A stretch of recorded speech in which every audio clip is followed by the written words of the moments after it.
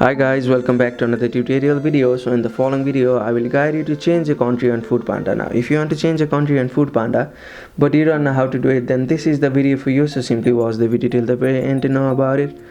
So let's get started. Now if you have kept the wrong country while creating the account on Panda but you don't know how to change it, then you need to simply open the Panda app on your device. So simply open the Panda app and make sure that you are logged into your account. So as you can see, this is the home page where you'll see options on the bottom taskbar as well as the upper taskbar. Now you will see your location at the top of the page, so you may click on it, and from here you will see the option of use my current location or add a new address.